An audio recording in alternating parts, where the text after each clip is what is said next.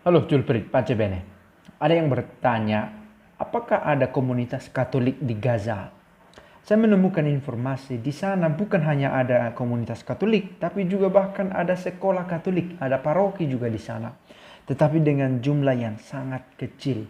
Jumlah umat Katolik di sana sangat kecil. 1.300-an dikatakan ada secara total sebagai Kristen. Tetapi tidak semua itu Katolik dan bahkan orang tidak dengan gampang merayakan imannya juga. Nah, ada seorang suster di sana, sebenarnya bukan asli orang Gaza. Dia adalah seorang Mesir yang kemudian bertugas di sana. Namanya adalah Suster Nabila Saleh. Dia bercerita, dia menulis satu surat yang berisi tentang kisah pengalaman hidupnya ketika berada di Gaza sebagai kepala sekolah, dan dia bercerita tentang trauma-trauma yang dialami anak didiknya, dan itu berpengaruh pada refleksinya atas panggilan hidup yang harus dia jalani. Di surat itu ditulis, nama saya Suster Nabila Saleh dan melayani di sekolah saudari-saudari Rosario. Saudari-saudari Rosario adalah nama salah satu kongregasi di mana dia menggabungkan diri, dan dia juga telah mengikrarkan kaul perdana dan kaul kekal tahun 2010, dan dia bekerja di salah satu unit sekolah dari suster itu. Itulah yang ada di Gaza. Dan dia sudah bekerja di sekolah Rosary Sister School sejak tahun 2007.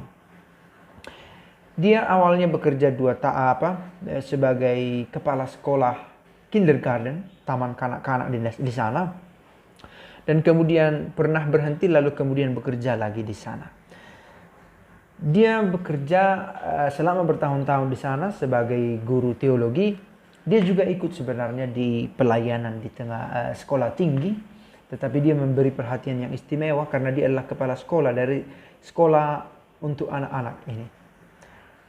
Dia mengajar teologi, dia juga mengajar untuk menemukan Kristus, berkatekese kepada para mahasiswa, kepada para pelajar yang lebih dewasa.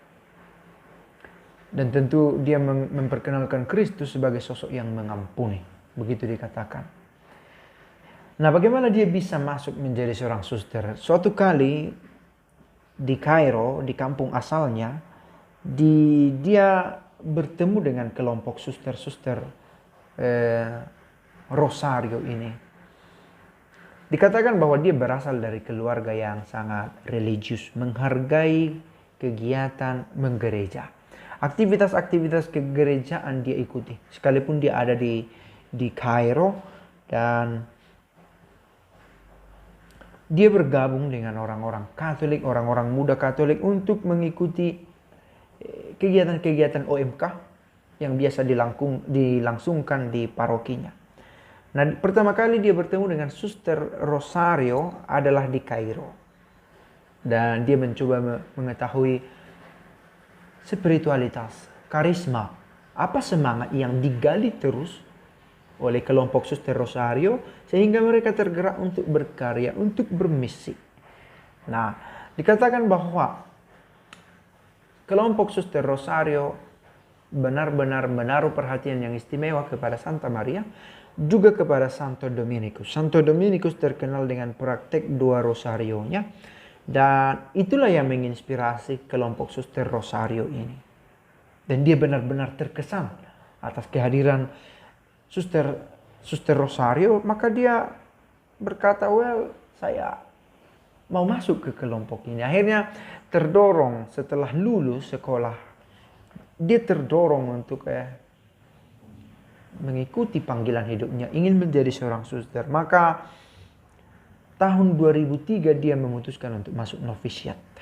Tahun 2003. 3 tahun kemudian dia mengikrarkan kaul perdananya, dan 4 tahun kemudian kurang lebih tahun 2010 dia mengikrarkan kaul kekal.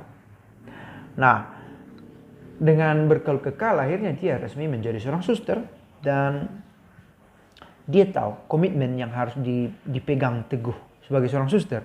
Dia hidup dalam ketaatan, tanpa milik, dan dalam kemurnian. Dia menjalankan ketiga kaulnya dengan sungguh-sungguh. Dia sadar bahwa saya harus mengejar nilai-nilai rohani dalam hidup saya, maka saya akan menunjukkan itu di mana saya bekerja. Maka ketika dia ditugaskan di Palestina, di Gaza, dia berpikir inilah pekerjaan yang harus saya ikuti. Ini pekerjaan yang dipercayakan kepada saya. Saya percaya pada pemeliharaan Tuhan karena dia memiliki segalanya. Dan dia dapat melakukan hal-hal besar melalui saya. Saya pikir itu satu pernyataan yang optimis. Bahwa saya bisa melakukan karya selama Allah sendiri menghendaki. Dan Allah sendiri yang menugasi saya. Tentu bekerja di Gaza bukan perkara gampang. Apalagi dia bercerita bahwa banyak anak didiknya mengalami trauma ya. Ada saudara, orang tua dari siswa-siswinya yang meninggal dunia karena bentrok, karena perang sipil antar negara itu. Ada banyak kasus kekerasan kriminal dalam konteks apa ini ya, perang yang berkecamuk ini. Maka dia bertanya-tanya, kapan giliranku? Kapan giliran teman-temanku? Kapan giliran orang tuaku? Kapan akan mati karena perang ini? Selalu ada keraguan, tetapi dia berdoa bahwa saya yakin Allah yang memberikan saya kepercayaan ini dan pasti dia ikut serta bekerja bersama saya. Jadi di biara di Gaza, biara Suster Rosario di Gaza, ada 3 suster sekurang-kurangnya sampai pada ketika surat ini dituliskannya. Ada 3 suster. Dia berasal dari Kairo, Mesir, dan 2 orang suster lain berasal dari Jordania. Suster Martina Bader dan Suster Bertilla Murch. Dan mereka mendedikasikan waktu mereka untuk bekerja, yaitu mengajar anak-anak, berkatekese, memberikan konseling, dan juga untuk diri mereka sendiri dengan liturgi suci, dengan ibadat harian, dengan devosi, perayaan Ekaristi. Dan mereka berupaya membangun hubungan yang harmonis sesama mereka di komunitas. Tentu hubungan harmonis secara spiritual dengan Allah. Dan itu menjadi bekal untuk berkarya kepada lebih banyak orang.